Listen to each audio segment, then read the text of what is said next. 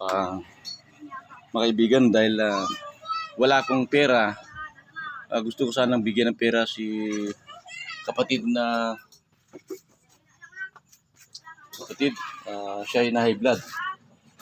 Ito, dahil wala akong may bigyan ng pera, ang tanging gagawin ko lang nanalangin kami sa may kapal at sana na ang hinili ko sa Diyos na sana bumalik ang dati niyang lakas para sa ganun makapagtrabaho siya, mapakain yung pamilya niya at patulungan niya yung lalo si lola niya. Itong ito yung bahay nila. Sa sino mang gustong tutulong sa kanya, mga kaibigan, dahil tayo anak ng Diyos, sabi ng Diyos, tulungan ang mahina. Ayan, nakita niyo naman siguro yung yung mama ni Marlon Sopnet. Ito yung loob. Ipapakita ko po para hindi naman sa ipapakita yung loob. Ganyan na ang loob ng bahay nila. Yan.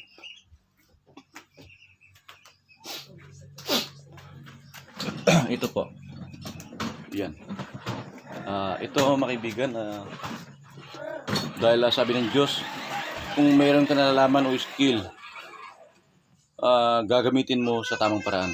Ito, paki-video ako bro. Tayo ipakita ko yung tamang paghilot sa isang na high blood. Ay, hindi tayo banda para maliwanag. Dito tayo. Ito para yung kamay niya ay babalik sa normal. Itong kanina, as in hindi niya nakaklose yan. Luckily, ilang minuto pa lang, medyo open na siya. Dati naka-bluetooth yan, ganyan lang siya. Kasi walang dadaloy na dugo. Nag-clog dito banda. Dito banda nag-clog. Ang gagawin ko lang, konting hilot lang. Dito. Lalo dito sa bandang, dito, i-video mo dito. Dito. Ipakita mo to. No, yan. Yan. Hilutin mo yan. Kasi may bumarang dugo dyan. At lalo dito banda. Papakita ko sa inyo mga kaibigan. Ito ang likod nito. Dito banda bumara yung dugo. Kaya walang dadalo yung dugo dito.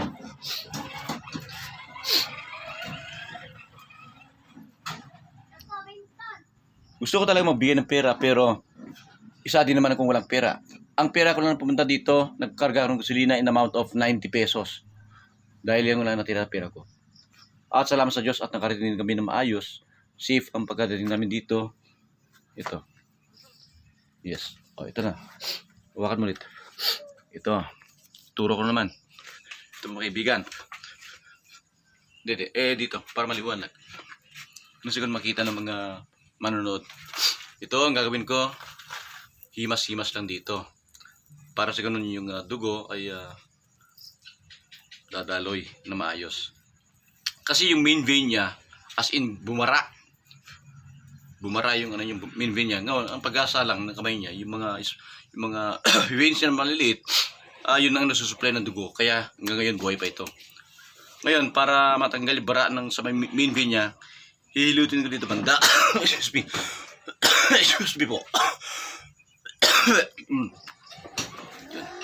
Ito po. Sa sino mang gustong tumulong kay kapatid na meron siyang anak na isa. Yung asawa niya, nasaan asawa niya? Nandoon sa Maynila. Nasa Maynila, nagtatrabaho. Tatrabaho, anong trabaho niya? Yung house. Katulong. Yes, katulong.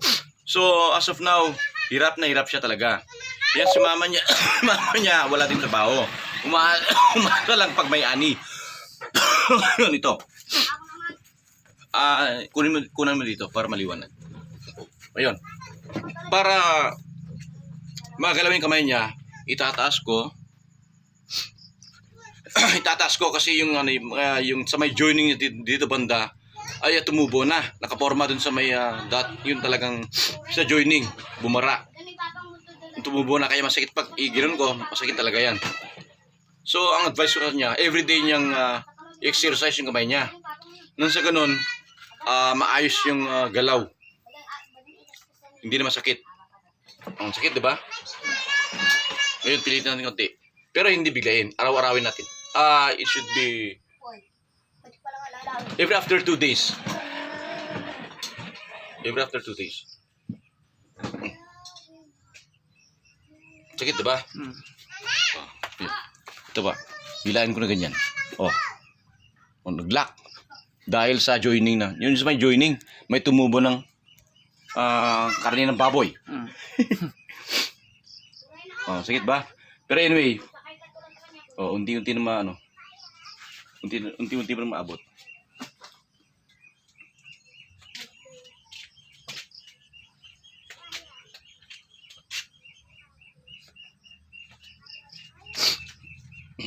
Oh, malapit na. Malapit maabot yung pangarap mo. Yan. Sakit diba? Pero unti-unti medyo hindi na masakit. Medyo hindi na. Sa una lang yan, di ba? Sabay mo.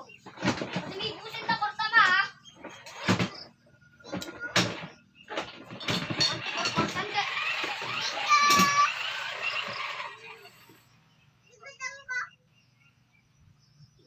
Oh. Mirakulo. Bakit umabot na dito? Oh, di ba? As in talaga yung maabot, di ba? Kanina. Ngayon maabot na kasi nag-circulate ng dugo mo at yung sa may joining mo medyo maayos na. Assure you, after 1 month, makapagtrabaho ka na. Promise yan. Humiling tayo sa Diyos ng humiling tayo sa Diyos at nakinig si Jesus at siya lang pinagsabi kay Ama na pagagalingin si kapatid. Gagaling ng hindi na kailangan ng gamot. Kasi ang gamot ay pain reliever. Igano natin nang sa ganun yung joining. Dito banda para makita. Dito banda. Yes, okay niya. Ganun ko. Tapos ganun ko. Ama ko tagatog. Oh, nag-lock ko. Dito banda oh. May lasag diyan. Gutong na taga. Sakit, diba? Dahan-dahan lang. Ow. Oh, unti-unti lang. Oh. Medyo maris na yung mamaya. Tataas ko. Padang nalong. Tataas ko. Kaya pa niya ma. Nalong natukul.